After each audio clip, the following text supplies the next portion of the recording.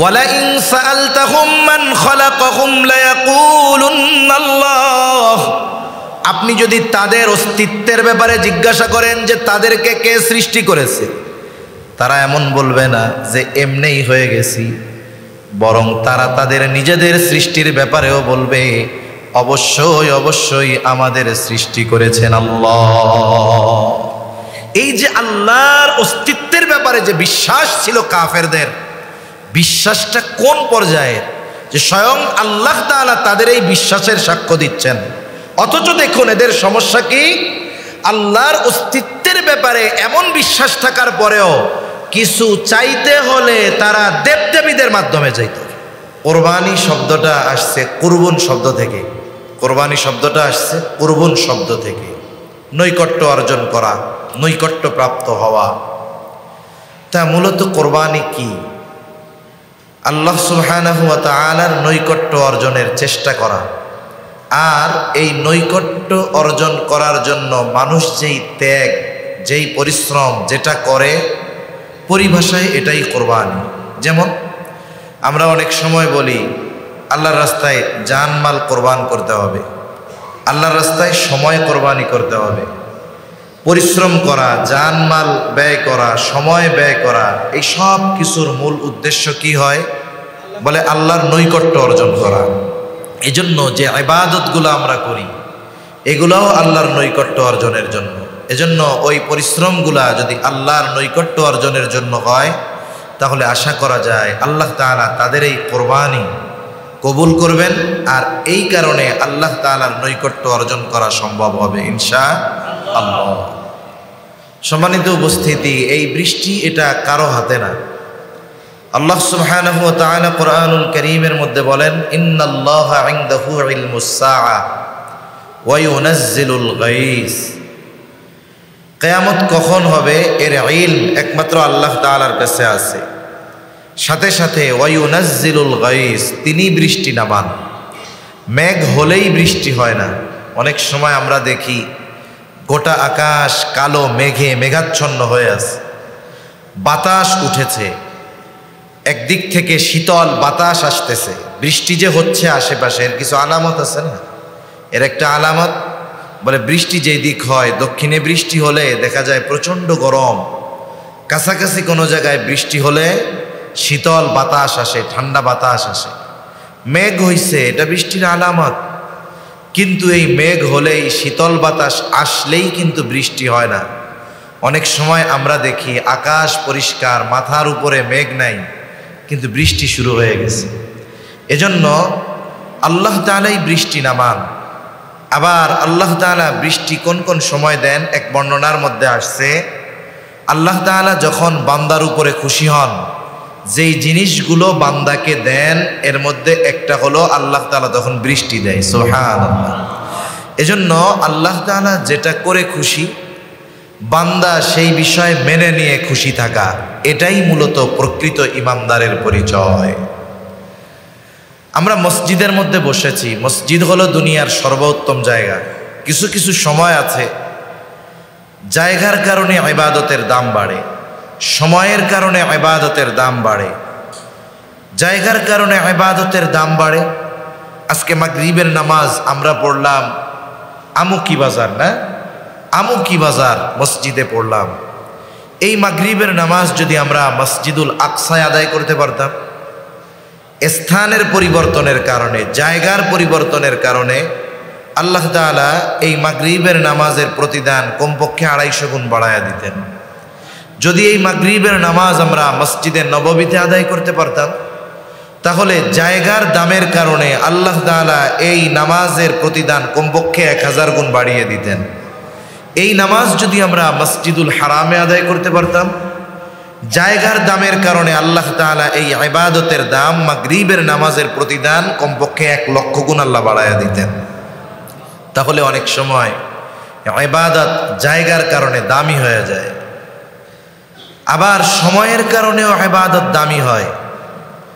যেমন লাইলাতুল কদরের 2 রাকাত নফল নামাজ আর অন্যান্য সময়ের সারা রাত্রি জেগে নফল নামাজ এক না। বলে ওই রজনীর 2 রাকাত নামাজ এটা তো 1000 মাসের চাইতেও উত্তম। কারণ ওই রজনীর ফজিলত সম্পর্কে আল্লাহ তাআলা বলেন, লাইলাতুল কদরি খায়রুম মিন আলফি শাহর। লাইলাতুল কদর এটা হলো 1000 মাসের চাইতেও উত্তম। সুবহানাল্লাহ। তাহলে আমরা আছি দুনিয়ার সর্বোত্তম জায়গায় এখন। সাথে সাথে হাদিসে ঘোষিত আল্লাহ পাক যেই সময়গুলার কসম করেছেন ওই সময়গুলার মধ্যে আছে জিলহজের প্রথম 10 রাত্রির কসম আল্লাহ তাআলা করেছেন, ওয়াল ফাজরি ওয়া লায়ালিন আশর। 10 রাত্রির কসম আল্লাহ তাআলা করেছেন। শুধু তাই না, এমন সময় আমরা অতিবাহিত করতেছি যেই সময়ের ব্যাপারে নবীজি সাল্লাল্লাহু আলাইহি ওয়াসাল্লাম বলেন, জিলহজের প্রথম 10 দিনের আমল আল্লাহ সুবহানাহু ওয়া তাআলার কাছে সবচাইতে বেশি প্রিয়। শুধু তাই না, এই সময়গুলোতে আল্লাহর রাস্তায় জিহাদ করলে যেই সওয়াব যত প্রিয় আল্লাহ তাআলার কাছে, তার চাইতে বেশি প্রিয় এই সময় ইবাদত করলে। তবে যারা আল্লাহর রাস্তায় জিহাদে গিয়ে শাহাদাত বরণ করেছে তাদের বিষয়টা ভিন্ন। এই দৃষ্টিকোণ থেকে হারাম মাস সমূহের মধ্যে, সম্মানিত মাস সমূহের মধ্যে সর্বশ্রেষ্ঠ মাস, 4টি মাসের মধ্যে সর্বোত্তম মাস হলো জিলহজ মাস। তাহলে সময়ের দিক দিয়েও আমরা একটা উত্তম সময়ে অতিবাহিত করতেছি, জায়গার দিক দিয়েও আমরা উত্তম জায়গায় বসে কিছু দিনই আলোচনা করতেছি। মজলিসের দিক দিয়েও দুনিয়ার সর্বোত্তম মজলিস হলো যেই মজলিসে দিনই আলোচনা করা হয়। যেহেতু সময়ও উত্তম, জায়গাও উত্তম, মজলিসও উত্তম, আমরা আল্লাহ তাআলার কাছে দোয়া করি আল্লাহ তাআলাও যেন আমাদেরকে তার উত্তম বান্দাদের অন্তর্ভুক্ত করে নেয়। সকলে বলি আমিন। আমি আপনাদের খেদমতে যে আয়াত তিলাওয়াত করেছি, উক্ত আয়াতের মধ্যে আল্লাহ সুবহানাহু ওয়া তাআলা আমাদের পরীক্ষা নেওয়ার ঘোষণা দিয়েছেন।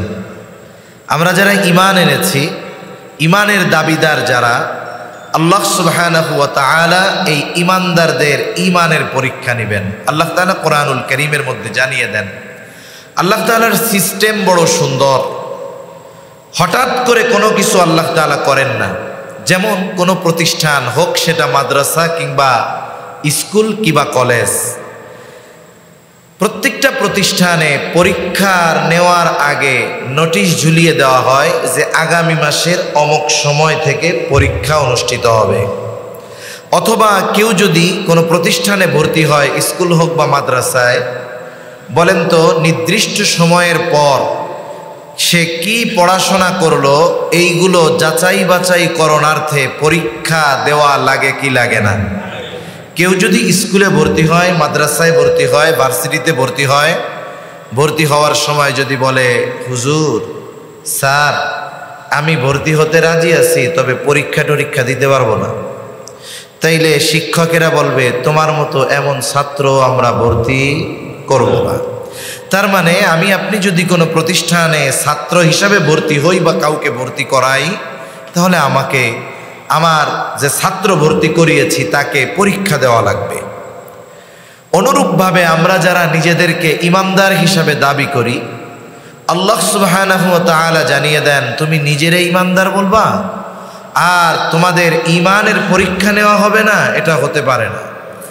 এই ঘোষণার দ্বারা আল্লাহ তাআলা সর্বপ্রথম আমাদেরকে নোটিশ দিয়ে দিলেন যে ঈমানদার, তোমাকে জীবনের কোনো না কোনো ক্ষেত্রে, কোনো না কোনো সময়, কোনো না কোনো অবস্থায় তোমাকে তোমার ঈমানের পরীক্ষা নেওয়া হবে। আল্লাহ তাআলা কোরআনুল কারীমের মধ্যে বলেন, আহাসিবান নাস আন ইউতরাকু আন ইয়াকুলু আমান্না ওয়া হুম লা ইফতানুন।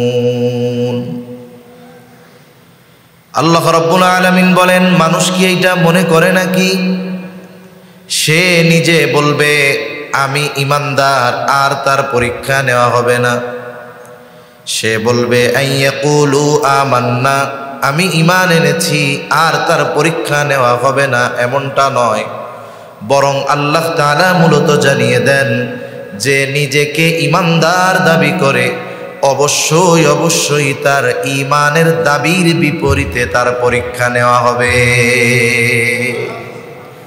তার মানে এই বিষয়টা সুনিশ্চিত, আমরা যারা ঈমানদার আমাদেরকে জীবনের কোনো না কোনো সময়ে পরীক্ষার মুখোমুখি হওয়া লাগবে। তবে ইমানদারের তো ক্লাসিফিকেশন আছে, স্তর বিন্যাস আছে। নবীদের ইমান আর সাহাবায়ে কেরামের ইমান এক না, সাহাবায়ে কেরামের ইমান আর তাবেঈনদের ইমান এক না। তাবেঈন যারা সাহাবায়ে কেরামকে দেখছে তাদের ইমান আর তাবেঈনদের ইমান এক না। এজন্য আল্লাহ সুবহানাহু ওয়া তাআলা পরীক্ষা নেন, তবে ইমানের স্তরের আলোকে। না হলে ক্লাস 5-এর ছাত্র যে তাকে যদি ক্লাস 10-এর প্রশ্নপত্রের আলোকে পরীক্ষা নেওয়া হয়, এটা ইনসাফ হবে না, এটা জুলুম হয়ে যাবে। অনুরূপভাবে আল্লাহ তাআলা যুগে যুগে যাদের ইমানের স্তর যেই লেভেলের, আল্লাহ তাআলা ওই মাত্রার পরীক্ষাই আল্লাহ তাআলা নেন। নবীদের ব্যাপারে যেই পরীক্ষা আল্লাহ নিয়েছেন, যদি আমাদেরকে ওই মানের পরীক্ষার সামনে আল্লাহ দাঁড় করিয়ে দেন, পাশ করা অসম্ভব। তার মানে আমাদের ইমানের স্তরের আলোকে আল্লাহ পরীক্ষা নেবেন। প্রথম বিষয়, যে মানের পরীক্ষা আল্লাহ নেবেন সেই পরীক্ষায় পাশ করার যোগ্যতা আমাদের আছে, তবে সবাই পাশ করে না। অনেক সময় এসএসসি পরীক্ষা, এইচএসসি পরীক্ষা, ম্যাট্রিক আইএ পরীক্ষা আর কি, সবাই পরীক্ষা দেয়। বলেন তো সবাই কি পরীক্ষায় পাশ করে? সবাই পরীক্ষায় পাশ করে না। কিন্তু পরীক্ষায় পাশ করার জন্য যা দরকার ওই শ্রেণীগুলোতে সেগুলো পড়ানো হয়। এজন্য কেউ যদি পরীক্ষায় ফেল যাওয়ার পরে, রেজাল্ট বের হওয়ার পরে ফেল গেছে, একসাথে 3-4 বন্ধু একসাথে চলাচল করে, 2 জন পাশ করছে, 2 জন ফেল করছে, একই ক্লাসের ছাত্র। এখন একজন জিজ্ঞাসা করলো যে তোমাদের ফলাফল কি, রেজাল্ট কি? 2 জন বলল আমরা পাশ করছি। তোমরা 2 জন? বলে আমরা পাশ করতে পারি নাই। কারণ কি? বলে পরীক্ষার প্রশ্ন অনেক কঠিন হয়েছে। এখন উনি আবার জিজ্ঞাসা করলেন যে তাহলে ওই 2 জন আর তোমরা 2 জন একই ক্লাসে একই স্কুলে পড়ো না? বলে হ্যাঁ। বলে তাহলে ওরা পাশ করলো, তোমরা করতে পারলা না, তাইলে ওদের প্রশ্ন আর তোমাদের প্রশ্ন কি ভিন্ন?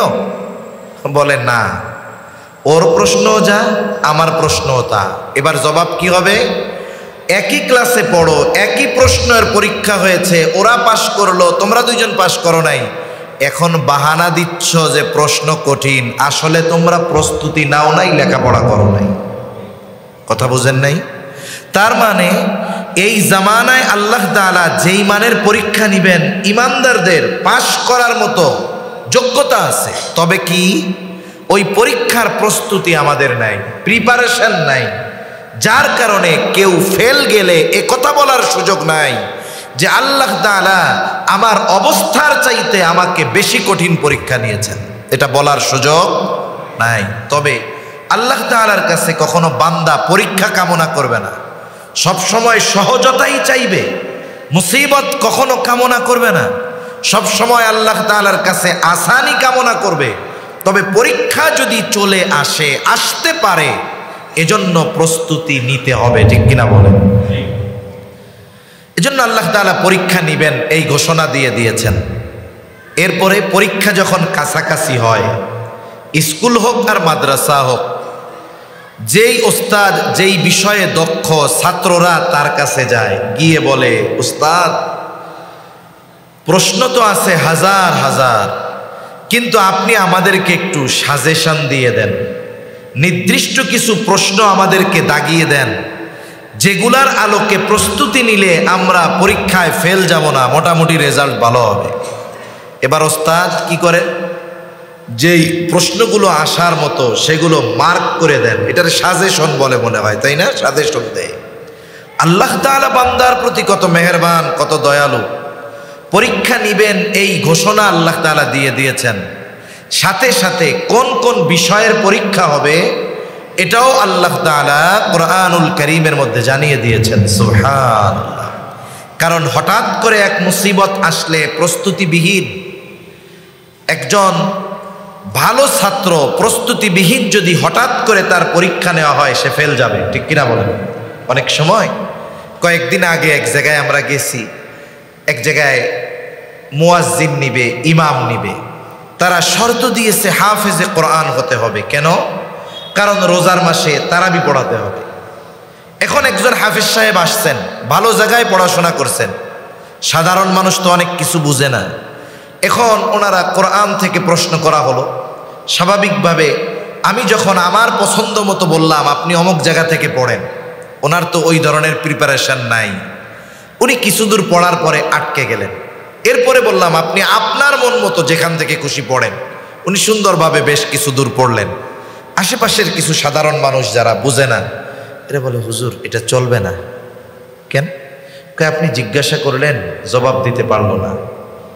আমি বললাম বলেন তো, এখন উনি আমার সামনে যে পরীক্ষা দিবেন ওনার প্রস্তুতি কতটুকু নিতে হবে? বলে গোটা কোরআনের, ঠিক না? কিন্তু উনি যেদিন তারাবি পড়াবেন ওই দিন ওনার হাতে 20 ঘন্টা 24 ঘন্টা সময় হাতে থাকবে। উনি ওই দিনের প্রস্তুতি নিবেন কতটুকু? 1.5 পারা অথবা 1 পারা। আর নিজের জন্য স্পেশালভাবে নিবে কতটুকু? আধা পারা। আর একদিন নিবে 15 পৃষ্ঠা। এই 15 পৃষ্ঠা তিনি 15 ঘন্টা পড়বেন, 10 পৃষ্ঠা তিনি 15 ঘন্টা পড়বেন।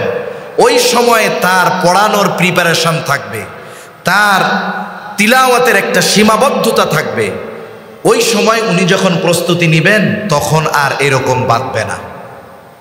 তার মানে আল্লাহ তাআলা যদি বলতেন তোমাদের পরীক্ষা নেওয়া হবে, বিষয় জানায়া দেন নাই, তাহলে কি হতো? আমাদের একটা চিন্তা থাকতো পরীক্ষা কিসের নিবেন তা তো জানি না। বান্দা যেন পরীক্ষার প্রস্তুতি নিতে পারে, এজন্য আল্লাহ তাআলা আমি যে আয়াতগুলো আপনাদের খেদমতে তিলাওয়াত করেছি এই আয়াতের মধ্যে পরীক্ষার কিছু বিষয়ের কথা আল্লাহ বলে দিয়েছে। সুবহানাল্লাহ। আল্লাহ তাআলা বান্দার পরীক্ষা নেবেন, কিন্তু আল্লাহ চান না বান্দা পরীক্ষায় ফেল যাক।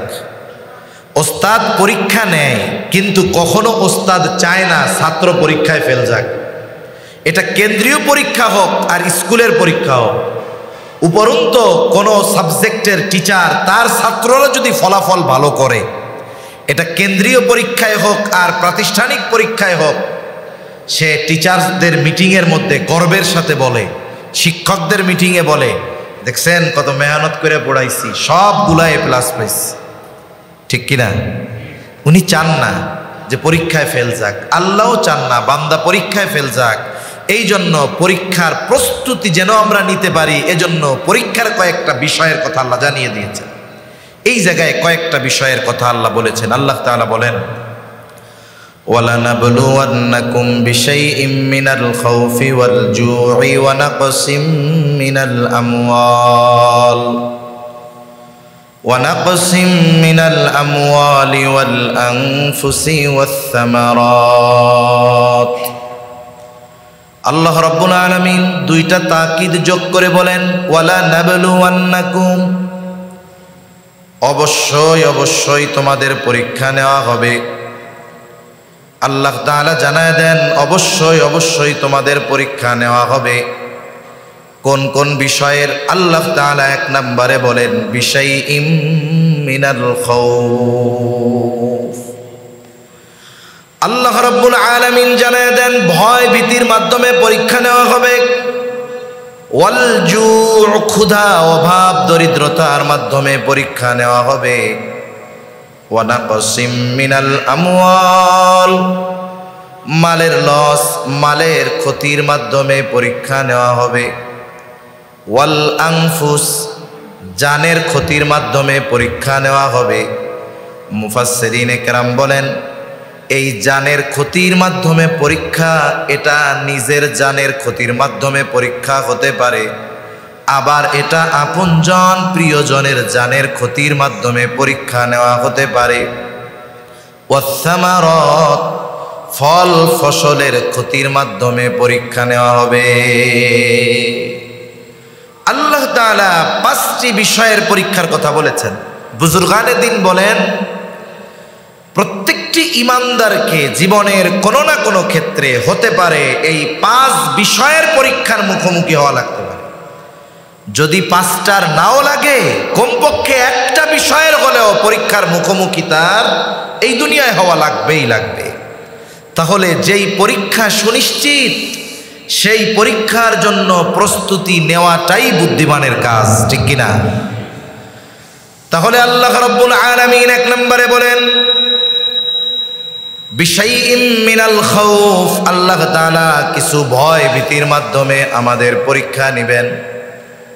সাধারণত এই দুনিয়ায় ঈমানের উপরে যদি কেউ পরিপূর্ণভাবে চলতে চায়, ঈমানের দাবি অনুযায়ী যদি চলতে যায়, এই ভয় ভীতি শুধু বাহির বা আশপাশ থেকে আসে না, বরং অনেক সময় নিজের ঘরের মধ্য থেকেও হাজারো বাধার সম্মুখীন হওয়া লাগে। আমার এরকম কিছু পরিচিত জন আছে যাদের পরিবার জাগতিক শিক্ষায় অনেক শিক্ষিত, এলিট শ্রেণী, সম্পদওয়ালা মানুষ, কিন্তু ওই তরুণ যুবক উলামায়ে কেরামের সংস্পর্শে এসে তার দিলের পরিবর্তন হয়েছে। দিলের পরিবর্তন হয়েছে, আমলের পরিবর্তন, কথার পরিবর্তন, সুরাতের পরিবর্তন। এখন সে চায় নবীর সুন্নাত অনুসরণ করতে, দাড়ি রাখতে চায়, লম্বা জামা গায়ে দিতে চায়। এক্ষেত্রে পারিপার্শ্বিক কোনো কথাকে সে তোয়াক্কা করে না, কে কি বলল এটা সে তাকায় দেখে না।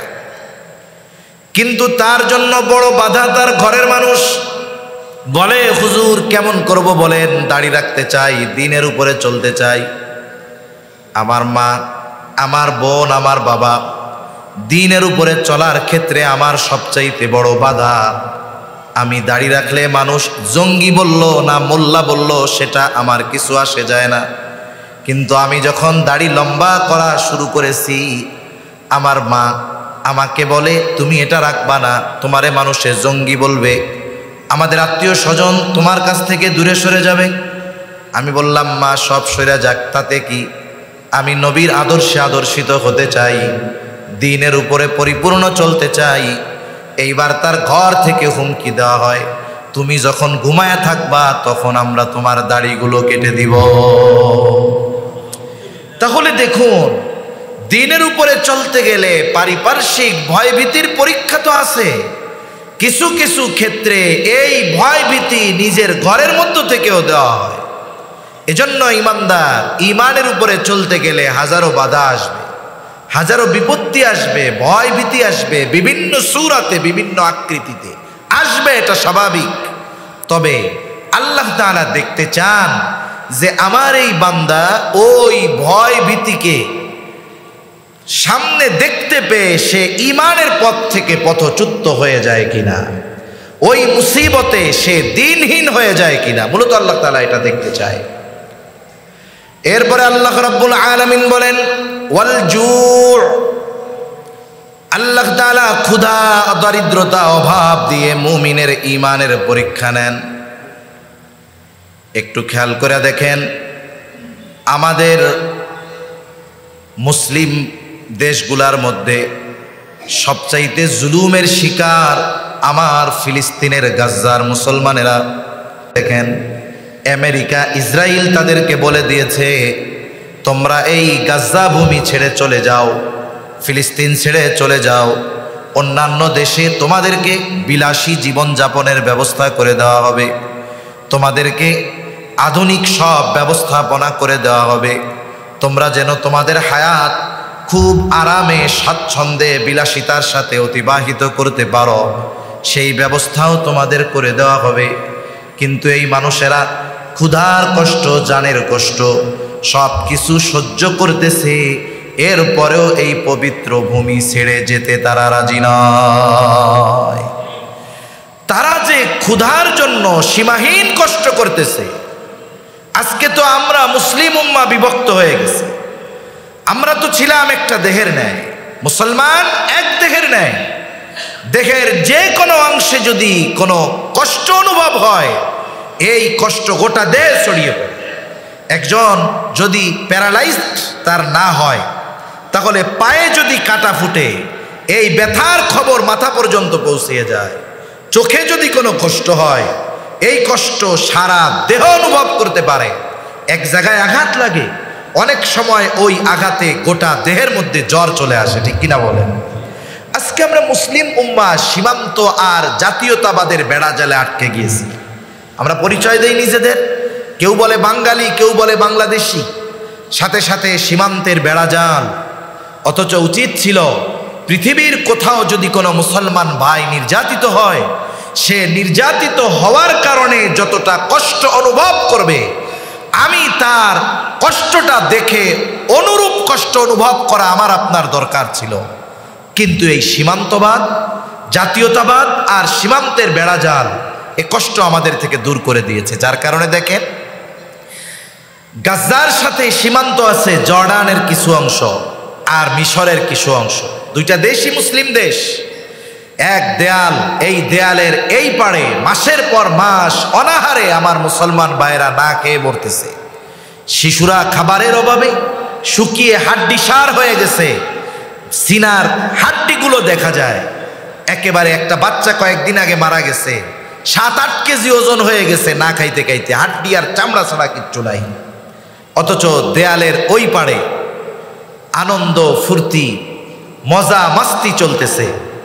এই যে দেখুন, একটা দেয়াল আমাদের আর তাদের মধ্যে যোজন যোজন দূরত্বের সৃষ্টি করে দিয়েছে, ঠিক কিনা বলেন? আমার ভাইয়েরা হয়তো ক্ষুধার যন্ত্রণায় পরীক্ষায় আছে। অনুরূপভাবে আল্লাহ রাব্বুল আলামিন জানা দেন, তিনি ক্ষুধা অভাব দরিদ্রতা দিয়ে মুমিনের ঈমানের পরীক্ষা নেন। এরপরে আল্লাহ তাআলা বলেন, ওয়ানাকসিম মিনাল আমওয়াল। অনেক সময় আল্লাহ তাআলা মালের ক্ষতি দিয়ে পরীক্ষা নেন। ব্যবসায়ী ব্যবসা করতেছে, দোকান ভরপুর মাল উঠাইছে, আল্লাহর বান্দা শর্ট সার্কিট হয়ে আগুন লেগে মাল সব পুড়ে গেছে। আল্লাহ তাআলা হয়তো তার পরীক্ষা নিতে চান। এমনও আল্লাহর বান্দা আমার দেখা, উনি ইজতেমায় আসবেন, ইজতেমায় কিছু মানুষ ওনারে টাকা পয়সা দিয়া দোকানে মাল জিনিস ওঠানোর ব্যবস্থা করে দিছে। রাতের বেলায় একজন দুশ্মনী করে তার দোকানে আগুন লাগায় মাল সব পুড়াইয়া দিল। সকালবেলায় উনি ইজতেমায় আসবেন, আর রাতের বেলা তার দোকানে আগুন লাগছে, পুড়ে সব ছাই। আমরা চিন্তা করছি বেচারা হায় হুতাশ করবে, কিন্তু আল্লাহর বান্দা ওই পুড়া ছাই তালা মেরে সুন্দর মতো 3 দিনের জন্য চলে আসছে বিশ্ব ইজতেমায়। ওখান থেকে দিলের পরিবর্তন হয়েছে। আল্লাহর বান্দা আবার চলে গেছেন এক চিল্লায়। এরপরে বাড়িতে ফিরে আসছেন। আল্লাহ সুবহানাহু ওয়া তাআলা এই চিল্লায় থাকা অবস্থায় তার দোকানে পুনরায় মাল জিনিস ওঠানোর ব্যবস্থা করে দিয়েছে। কিছু মানুষ তার এই মুসিবতে নিঃস্বার্থভাবে এগিয়ে আসছে, যে এই লোকটার এইরকম হালাত যে আমরা যদি কোনো ক্ষতি হইতো সব বাদ দিয়ে আগে কপালটা পড়াইতাম, যা রে আমার মাল শেষ, জীবন শেষ, ব্যবসা শেষ, খামু কি, পরিবার খাওয়ামু কি। কিন্তু সে আল্লাহ রাস্তায় যাবে, ওই পোড়া দোকানে তালা মাইরা সে চলে আসছে। কি হয়েছে না হয়েছে পরে হবে, আবার চলে গেছে চিল্লায়। আল্লাহ তাআলা কিছু লোক তৈরি করে দিছে তার জন্য। সে আসছে, আবার তার ব্যবসা চাঙ্গা, আলহামদুলিল্লাহ, এখন সে ভালো আছে। এজন্য অনেক সময় এমনটা হয় যে আল্লাহ তাআলা বান্দার মালের মধ্যে কিছু লস দিয়ে পরীক্ষা নেয় যে আমার বান্দার মনোভাবটা কি। কারণ দেইও তো আমি, নেইও তো আমি, ঠিক কিনা বলেন? আল্লাহ তাআলা এরপরে বলেন ওয়াল আনফুস। আল্লাহ তাআলা জানের ক্ষতি দিয়ে পরীক্ষা নেন। মুফাসসিরিনে কেরাম বলেন জানের ক্ষতি এটা অনেক সময় নিজের জানের ক্ষতির মাধ্যমে হয়, অনেক সময় আপনজন প্রিয়জনের জানের ক্ষতির মাধ্যমে পরীক্ষা নেওয়া হয়। যেমন আল্লাহ তাআলা হযরত ইব্রাহিম আলাইহিস সালামকে পরীক্ষা নিয়েছেন, সন্তানকে জবাই করতে হবে এই নির্দেশ দিয়া। এটা আল্লাহ তাআলার পক্ষ থেকে ইব্রাহিম আলাইহিস সালামের জন্য বড় এক পরীক্ষা। এজন্য আল্লাহ তাআলা বলেন ইন্না হাযা লাহুয়াল বালাউল মুবিন। বড় এক পরীক্ষা আল্লাহ তাআলা ইব্রাহিম আলাইহিস সালামের নিয়েছেন। তবে আল্লাহ তাআলা আমাদের মতো দুর্বল বান্দাদের এমন কঠিন পরীক্ষায় ফালান না। মাঝে মধ্যে কি হয়, হয়তো কেউ পড়ে গিয়ে হাতটা ভেঙে যায়, মসজিদে আসতে গিয়ে স্লিপ খেয়ে পড়ে গেছে, পাটায় ব্যথা পাইছে, সন্তানের কিছু অসুস্থতা হয়েছে, বা তার এমন হয়েছে হাতটা ভেঙে গেছে, পাটা ভেঙে গেছে। মূলত আল্লাহ সুবহানাহু ওয়া তাআলা অনেক সময় নিজের জানের অথবা আপনজনের জানের ক্ষতি দিয়ে আল্লাহ তাআলা পরীক্ষা নেয়। অনেক সময় এমনটা হয় যে পিতা নিজের চাইতে সন্তানকে বেশি ভালোবাসে। আল্লাহ সুবহানাহু ওয়া তাআলা তখন হয়তো মুসিবত দিয়ে পরীক্ষা নিয়ে দেখেন যে বান্দা আমি আল্লাহর চাইতে আমার পক্ষ থেকে দেওয়া ওই সন্তানের প্রতি তার মহব্বত ভালোবাসা বেশি কিনা। এই জন্য অনেক সময় আল্লাহ তাআলা পরীক্ষা নেয়, সন্তান সন্ততির অসুস্থতা দিয়ে পরীক্ষা নেয়। অনেক সময় আল্লাহ তাআলা একেবারে বাবার সামনে সন্তানকে দুনিয়া থেকে নিয়ে যান, এটাও আল্লাহ তাআলার পক্ষ থেকে বড় পরীক্ষা। এরপরে আল্লাহ তাআলা বলেন ওয়াসসামারাত, আল্লাহ রাব্বুল আলামিন ফল ফসলের ক্ষতি দিয়ে পরীক্ষা নেন। হয়তো আল্লাহর বান্দা জমিনের মধ্যে পাকা ফসল দেখে আসছে, চিন্তা করছে আগামী দিন বা পরশু দিন কয়েকজন লোক নিয়ে পাকা ফসল আমি ঘরে তুলব, কিন্তু ইচ্ছা তো আল্লাহ তাআলা যা করেন তাই হয়। উনি চিন্তা করছেন 2 দিন পরে ফসল ঘরে তুলব, বাজারে বিক্রয় করব, এগুলো দিয়ে আমার ঋণ পরিশোধ করব। কিন্তু রাতের বেলায় মেঘের আওয়াজ, রাতের বেলা শিলাবৃষ্টি হলো।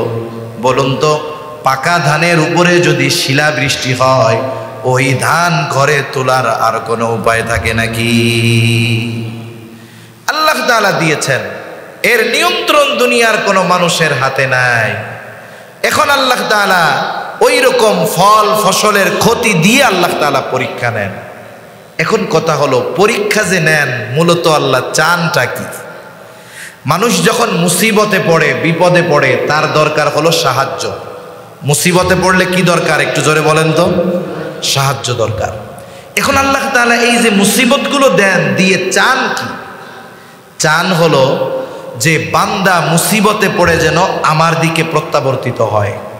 কিন্তু আমাদের সমস্যা, আমরা যখন মুসিবতে পড়ি, এই মুসিবত থেকে উত্তরণের জন্য আল্লাহর দিকে না ফিরে আমরা জাগতিক আসবাবের দিকে মুখাপেক্ষী বেশি হই।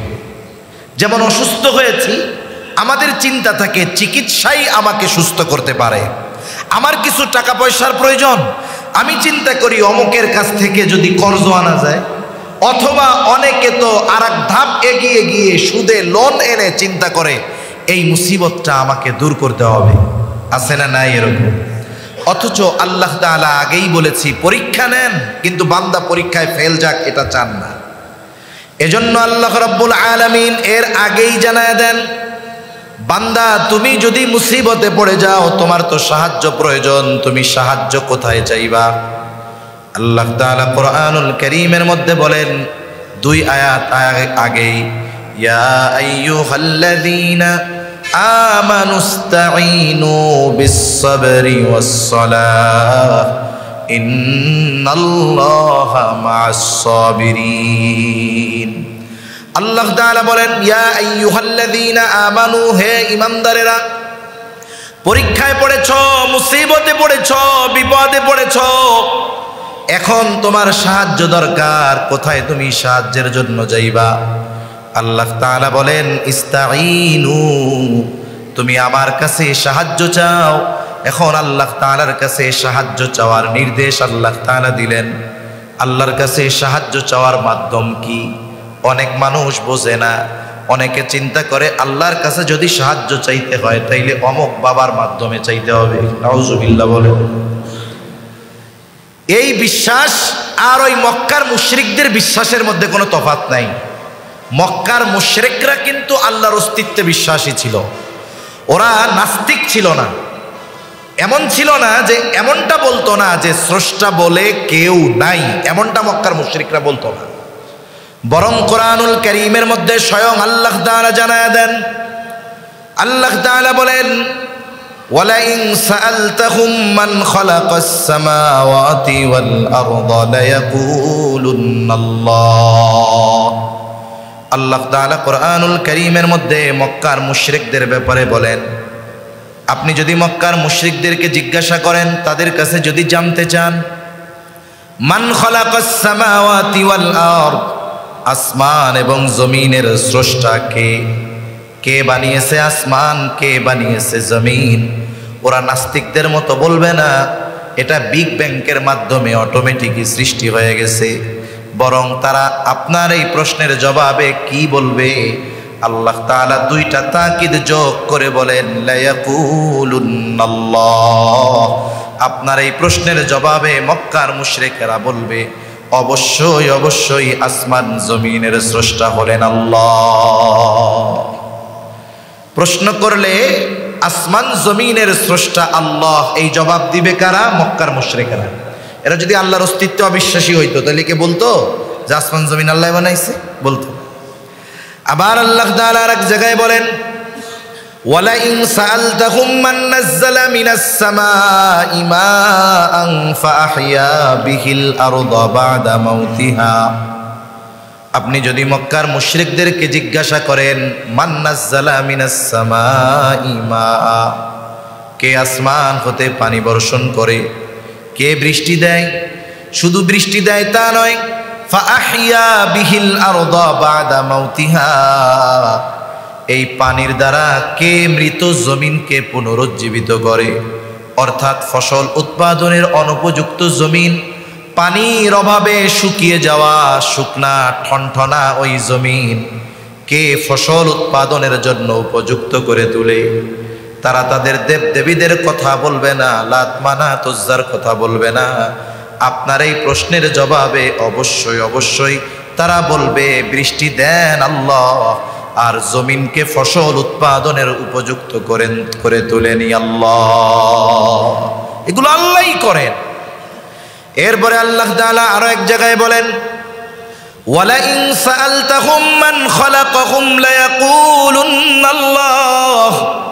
আপনি যদি তাদের অস্তিত্বের ব্যাপারে জিজ্ঞাসা করেন যে তাদেরকে কে সৃষ্টি করেছে, তারা এমন বলবে না যে এমনিই হয়ে গেছি, বরং তারা তাদের নিজেদের সৃষ্টির ব্যাপারেও বলবে অবশ্যই অবশ্যই আমাদের সৃষ্টি করেছেন আল্লাহ।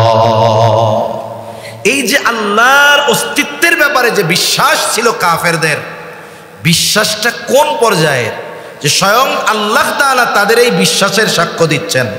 অথচ দেখুন এদের সমস্যা কি, আল্লাহর অস্তিত্বের ব্যাপারে এমন বিশ্বাস থাকার পরেও কিছু চাইতে হলে তারা দেবদেবীদের মাধ্যমে চাইত। কেমনে চাইতো?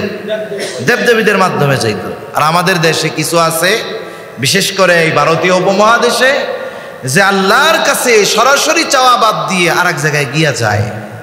এটা কখনো সমীচীন নয়। এই ধরনের মানুষ আমাদের দেশে অনেক।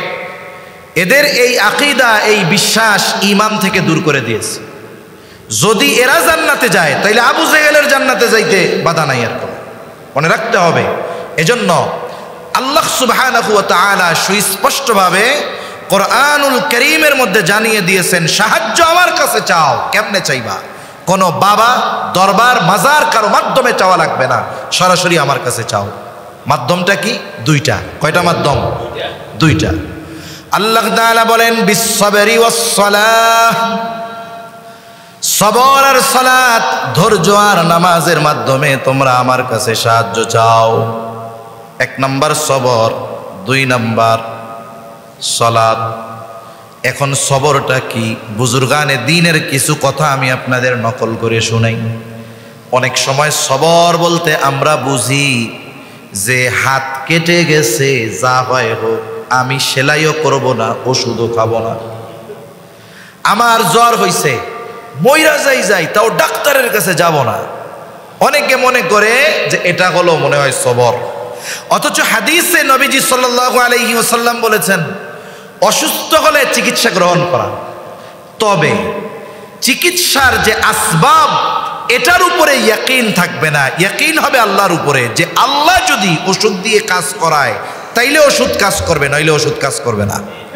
তার মানে আমি চিকিৎসা গ্রহণ করব, তবে তাওয়াক্কুল, ভরসা, ওষুধ ডাক্তারের উপরে নয়, কার উপরে? আল্লাহর উপরে। একটা উদাহরণ দেই স্বাভাবিকভাবে, তাইলে বুঝতে সহজ হবে। মনে করেন অনেক সময় এমন হয় যে অনেক আত্মীয় স্বজনের খুব মেজর অপারেশন হবে, মসজিদে দোয়া চায় না ইমাম সাহেবের কাছে, মুসল্লিদের কাছে আইসা বলে যে আপনারা একটু দোয়া করেন, আমার আব্বার অমুক দিন একটা মেজর অপারেশন আছে, আল্লাহ সুবহানাহু ওয়া তাআলা যেন অপারেশনটা সাকসেসফুল করে দেয়। এরকম দোয়া চায় কি চায় না? চায়। এখন বলেন তো, অপারেশন থিয়েটারের মধ্যে অপারেশন হবে, তাই না? অপারেশন কে করে? আল্লাহ করে না ডাক্তার করে? কিন্তু দোয়া চাওয়ার সময় কি কয়? আল্লাহ যেন সাকসেস করে। তার মানে কি? এখানেই সবরের কম্বিনেশন।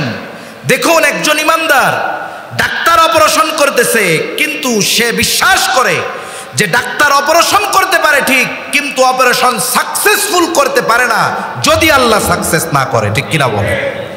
এখানেই সবরের কম্বিনেশন।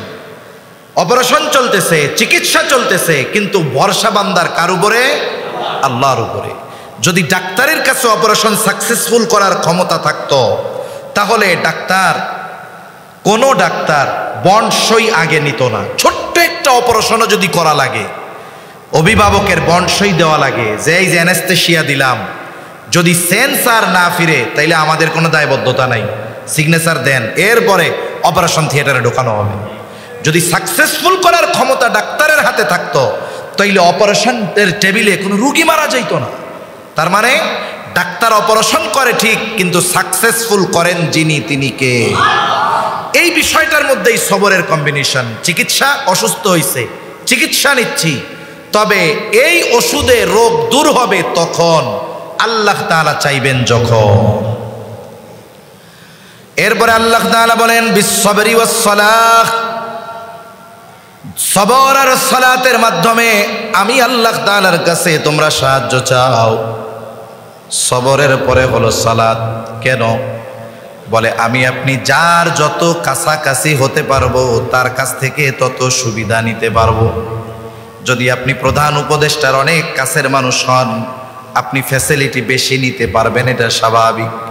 অনুরূপভাবে বান্দা আর আল্লাহর মধ্যে সবচাইতে নৈকট্য অর্জন এটা হয় সালাতের মাধ্যমে। কারণ বান্দা যখন তাকবীরে তাহরিমা আল্লাহু আকবার বলে নামাজের মধ্যে ঢুকে, দুনিয়ার অনেক বৈধ কাজ, অনেক ভালো কাজ তার জন্য নিষিদ্ধ হয়ে যায়। কেন? তখন বান্দার কথোপকথন চলে কার সাথে? আল্লাহ তাআলার সাথে। এজন্য নবীজি সালাতুল হাজাত শিখিয়ে দিয়েছেন। সম্ভবত তারিখে দামেস্কের মধ্যে আসছে, হযরত ওমর রাদিয়াল্লাহু তাআলা আনহুর সময় একবার দুর্ভিক্ষ দেখা দিচ্ছে। স্বাভাবিক, দুর্ভিক্ষ যদি মানুষের কোনো জিনিস যদি মানুষের ক্রয় সীমার বাইরে চলে যায়, অটোমেটিক দুর্ভিক্ষ লেগে যায়। হযরত ওমর রাদিয়াল্লাহু তাআলা আনহু পেরেশান। মদিনার বাজারে খাদ্যশস্যের অভাব, যা আছে দাম অনেক, সবার ক্রয় সীমার ভিতরে নাই। কি করা দরকার? আমদানি করা দরকার। ভবিষ্যতে অতীতে আমরা দেখছি পেঁয়াজের কেজি 280-300 টাকা হয়ে গেছে, কিন্তু আবার যখন বিভিন্ন দেশ থেকে আমদানি করা হয়েছে, হয়তো ওই সময় কৃত্রিম সংকট সৃষ্টি করা হয়েছিল। আমরা পরবর্তীতে দেখলাম বাংলাদেশের যত বড় বড় বাজারগুলো আছে, চট্টগ্রামের খাতুনগঞ্জ, এই সব জায়গায় লক্ষ লক্ষ পচা পেঁয়াজ ওগুলো নদীর মধ্যে ফেলে দিয়েছে। তার মানে এইগুলো সিন্ডিকেট, মানুষের ভোগান্তির জন্য, কিছু মুনাফা বেশি পাওয়ার জন্য, অথবা কিছু টাকা বিদেশে পাচার করার জন্য এই আমদানির ভাব ধরছে আর কি। আমদানি করছে, দাম তখন কমে গেছে। এখন ওমর রাদিয়াল্লাহু তাআলা আনহু সাহাবায়ে কেরামকে নিয়ে পরামর্শ করলেন কি করা যায়। সিদ্ধান্ত হলো আগামীকাল সকালে এক গ্রুপ চলে যাবে সিরিয়ার দিকে, আর এক গ্রুপ চলে যাবে মিশরের দিকে, তার মানে চতুর্দিকে ছড়ায়া পড়বে। আর এক গ্রুপ চলে যাবে ইয়েমেন খাদ্যশস্য আমদানি করার জন্য। সিদ্ধান্ত হলো সকালবেলায় ফজরের নামাজের পর খলিফাতুল মুসলিমিন কাফেলা বিদায় দিবেন। ওমর রাদিয়াল্লাহু তাআলা আনহু রাতের বেলা এইগুলো করতে করতে অনেক রাত হয়ে গেছে, বাসায় ফিরলেন পেরেশানি, চিন্তায়, চোখের মধ্যে ঘুম নাই। একেবারে সুবহে সাদিকের পূর্ব মুহূর্তে একটু জিমুনি জিমুনি ভাব আসছে। এবার তিনি বিছানায় শরীরটাকে এলায়া দিলেন। অনেক সময় দেখবেন চেয়ারে বসে বসে ছোট্ট একটা ঘুম হয়, ছোট ঘুমের মধ্যে বিশাল এক স্বপ্ন দেখা হয়ে যায়, হয় না? অনেক সময় চেয়ারে বসে জিম দিছে কয়েক সেকেন্ডের, কিন্তু এর মধ্যে লম্বা একটা স্বপ্ন দেখা হয়ে যায়। এখন ওনার চোখে ঘুম না, তন্দ্রা, ঘুম ঘুম ভাব, তবে ঘুম না। বিভোর ঘুম তো একরকম, আর একটা হলো ঘুম আসতেছে বোঝা যায়, চোখের সামনে ঝাপসা হয়ে যায়, বারবার পলক পড়তে থাকে, এরকম একটা ভাব। ক্লান্তির সময় অনেক সময় এরকম ভাব আসে। উনি বিছানায় শুয়ে আছেন, এমত অবস্থায় উনি দেখতেছেন যে মুহাম্মাদুর রাসূলুল্লাহ সাল্লাল্লাহু আলাইহি ওয়াসাল্লাম ওনার সামনে, আর চেহারা মলিন। এই চেহারা দেখা হযরত ওমর রাদিয়াল্লাহু তাআলা আনহু বলতেছে, ইয়া রাসূলুল্লাহ সাল্লাল্লাহু আলাইহি ওয়াসাল্লাম, আপনার চেহারা মলিন কেন? তখন রাসূল সাল্লাল্লাহু আলাইহি ওয়াসাল্লাম বলতেছে, ওমর, তুমি দুর্ভিক্ষ দূর করার জন্য কত ধরনের পদ্ধতি অবলম্বন করতেছ, কিন্তু এই মুসিবত থেকে উত্তরণের মাধ্যম আমি কি তোমাদেরকে শিখায়া দেই নাই? সালাতুল হাজাত আমি কি তোমাদের শিখায়া দেই নাই? যখন কোনো কিছুর প্রয়োজন সামনে আসবে, আগে আল্লাহ তাআলার কাছে এই প্রয়োজনের কথা বলা, এটা কি আমি তোমাদের শিখায়া দেই নাই? ইতিমধ্যে মসজিদে নববীর মিনার থেকে আজানের আওয়াজ কানে চলে আসলো। তিনি মসজিদে চলে গেলেন, ফজরের নামাজের পর ঘুরে বসলেন, বললেন, শোনো, কোথাও কোনো কাফেলা যাওয়ার দরকার নাই, আমরা ঘরে ঘরে সকলে সালাতুল হাজতের আমল শুরু করে দাও। ইতিহাস বলে 1 সপ্তাহ লাগে নাই, আল্লাহ তাআলা মদিনার বাজারের যেই খাদ্যশস্যের অভাব আল্লাহ তাআলা দূর করে দেয়। এজন্য আমি আপনি যখন কোনো মুসিবতে পড়ব, কোনো প্রয়োজনে পড়ব, বান্দার দ্বারস্থ হওয়ার আগে কার দ্বারস্থ হব? জোরে বলেন। আল্লাহর কাছে আগে বলবো যে আল্লাহ, এটা আমার প্রয়োজন, এটা আমারে দেন। আল্লাহ তাআলা ব্যবস্থা করবে। এজন্য আল্লাহ তাআলা বলেন, ইস্তাঈনু বিস-সাবরি ওয়াস-সালাহ। হে ঈমানদারেরা, একটু খেয়াল করব, আল্লাহ ডাক দিচ্ছেন ঈমানদার বলে। কি বলে? ঈমানদার বলে ডাক দিচ্ছেন। হে ঈমানদারেরা, ইস্তাঈনু বিস-সাবরি ওয়াস-সালাহ, তোমরা আল্লাহ তাআলার কাছে ধৈর্য আর নামাজের মাধ্যমে সাহায্য চাও। এরপরে আল্লাহ তাআলা বলেন, ইন্নাল্লাহা মা'আস-সাবিরিন। আল্লাহ এটা বলেন নাই, ইন্নাল্লাহা মা'আল মুমিনিন, আল্লাহ বলেন নাই। ডাক দিছেন মুমিন বলে, লাস্টে কি বলতেছেন? আল্লাহ ধৈর্য ধারণকারীদের সাথে আছেন। তার মানে সাধারণ মুমিন ঈমান আনছে, এদের অবস্থান আর যে সবের মুমিন তার অবস্থান এক না। কথা বোঝেন নাই মনে হয়? একজন শুধু ঈমান আনছে, আর একজন শুধু মুমিন না, সে সবের মুমিন, সবরের গুণ তার মধ্যে আছে। এই দুইজনের মধ্যে তফাৎ আছে। দেখেন, ইব্রাহিম আলাইহিস সালাম যখন সন্তানটা জবাই দিবে, ইসমাঈল আলাইহিস সালাম কি বলছে? ইয়া আবাতি ফাআল মা তুমার সাতাজিদুনি ইনশাআল্লাহু মিনাস সাবিরিন। ইনশাআল্লাহ আপনি আমাকে ধৈর্য ধারণকারীদের অন্তর্ভুক্ত পাবেন। ইব্রাহিম আলাইহিস সালাম দোয়া করছিল, ওই যে রব্বি হাবলি মিনাস সালিহিন, আমার একটা নেককার সন্তান দেন আল্লাহ। আল্লাহ বললেন, ফাবাশশারনাহু বিগুলামিন হালিম, একটা সহনশীল সন্তানের সুসংবাদ দিছে। সহনশীলকে, যার মধ্যে সবরের গুণও আছে সে। আল্লাহ বলছিলেন, কেমন সহনশীল সন্তান দিব তোমারে, এইটা আল্লাহ দেখাইছেন কোন সময়? এই যে কোরবানি করতেছে, জবাই করতেছে, এই স্বপ্ন দেখাইয়া যে দেখো, তোমারে বলছিলাম যে সহনশীল একটা সন্তান দিব, এই সন্তান কেমন সহনশীল, কেমন সবরের গুণে গুণান্বিত, তুমি জবাই করতে চাইবা আর ও বলবে, আল্লাহ বাবা আপনি আপনার দায়িত্ব পালন করেন, আপনি আমারে ধৈর্যশীলদের অন্তর্ভুক্ত পাবেন। সুবহান। এই জন্য সবরের গুণ যেন তেন গুণ না। আল্লাহ বলেন, তার মানে আল্লাহ বলতে চায় যে এই মুমিন মুসিবতে পড়ে ধৈর্য আর নামাজের মাধ্যমে আল্লাহর কাছে সাহায্য চায়, তার প্রমোশন হয়। কি হয়? প্রমোশন কি হয়? শুধু মোমেন থেকে সে সবের মুমিন হয়ে যায়। আর সবের মুমিন যে হয়, তার সাথে আছে কে? আল্লাহ। শোয়ারটাই না আজান? আচ্ছা ঠিক আছে। কতবার? এটা ঠিক নাই। হ্যাঁ, তাহলে যারা আল্লাহর কাছে বিপদ আপদ মুসিবতে সাহায্য প্রার্থনা করে, তাদের সাথে থাকে কে? জোরে বলেন না, থাকে কে? এখন আমরা যদি মুসিবতে পড়ার পরে আল্লাহর কাছে ধৈর্য আর নামাজের মাধ্যমে সাহায্য চাই, তাহলে কি হব? বলে সবের মুমিন হব। আর আমাদের মুসিবতে আমাদের সাথে যিনি থাকবেন তিনি কে? আল্লাহ। এজন্য আল্লাহ তাআলা এরপরে বলেন, বাশশিরিস সাবিরিন, এই পরীক্ষায় যারা উত্তীর্ণ হবে, আমি আল্লাহর কাছে সাহায্য চাবে, মূলত তারাই হলো পরীক্ষায় পাস।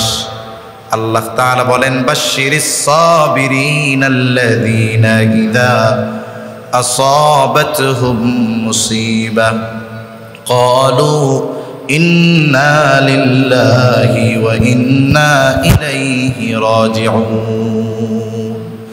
আল্লাহ তাআলা বলেন বাশশিরিস সাবিরিন, এই পরীক্ষায় যারা ধৈর্য ধারণ করলো। কারা ধৈর্য ধারণকারী? মুসিবতে পড়া যারা আল্লাহর কাছে ধৈর্য আর নামাজের মাধ্যমে সাহায্য চায়, আল্লাহ বলেন তারাই ধৈর্য ধারণকারী, তাদেরকে আপনি সুসংবাদ দেন। তার মানে কিসের সুসংবাদ? জান্নাতের সুসংবাদ দেন। সুবহানাল্লাহ। এখন প্রত্যেকটা জিনিসের প্রাথমিক একটা আলামত আছে, প্রত্যেকটা জিনিসের প্রাথমিক একটা আলামত আছে।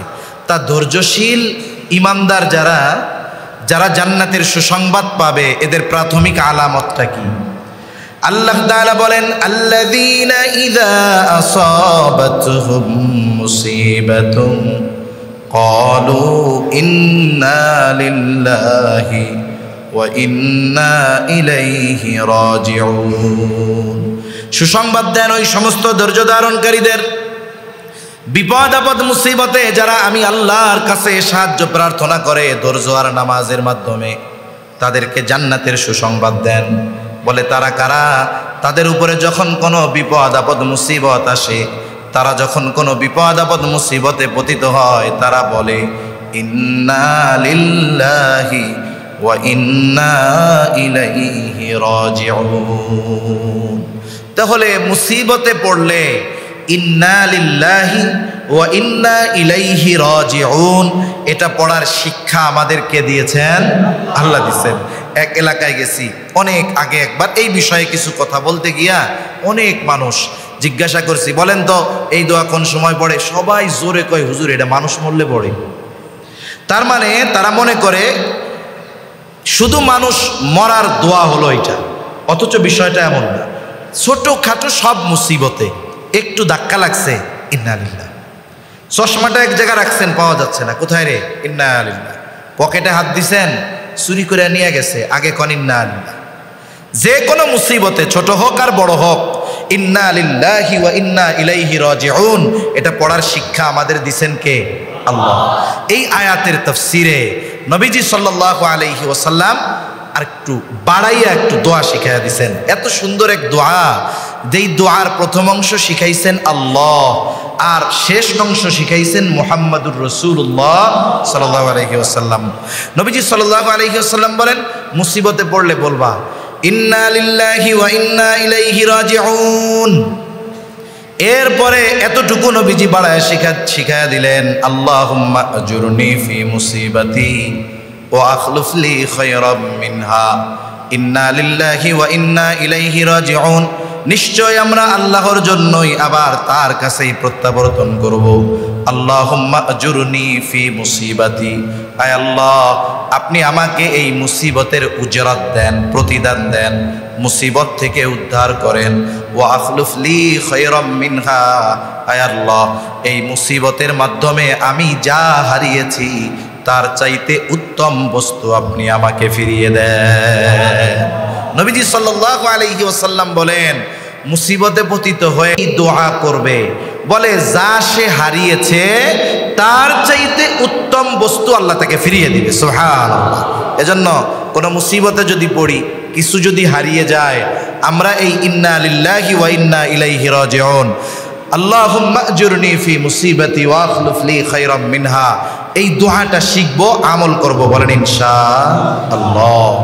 আর যারা এই অভ্যাসে অভ্যস্ত তাদের ব্যাপারে আল্লাহ তাআলা বলেন উলাইকা আলাইহিম সালাওয়াতুম মির রাব্বিহিম ওয়া রাহমা, এই সমস্ত বান্দা তাদের উপরে আল্লাহ তাআলার পক্ষ থেকে বিশেষ অনুগ্রহ আর দয়া। ওয়া উলাইকা হুমুল মুহতাদুন, বলে এই গুণে গুণান্বিত, সবরের গুণে গুণান্বিত মানুষ তো তারাই হলো সৎপথ প্রাপ্ত, তারাই সিরাতে মুস্তাকিমের উপরে আছে। তাই এই দুনিয়ার হায়াতে বিপদ আপদ মুসিবত আসতে পারে, স্বাভাবিক। কোরআন সুন্নাহর আলোকে বিপদ আপদ মুসিবত আসলে যেই করণীয় বিষয়গুলো আছে এগুলো আমরা করব। আল্লাহ সুবহানাহু ওয়া তাআলা আমাদের কথাগুলো বুঝবার, আমল করবার তৌফিক দান করেন। আমিন। ওয়া আখিরু দাওয়ানা আলহামদুলিল্লাহি রাব্বিল আলামিন। আসসালামু আলাইকুম ওয়া রাহমাতুল্লাহি ওয়া বারাকাতুহু।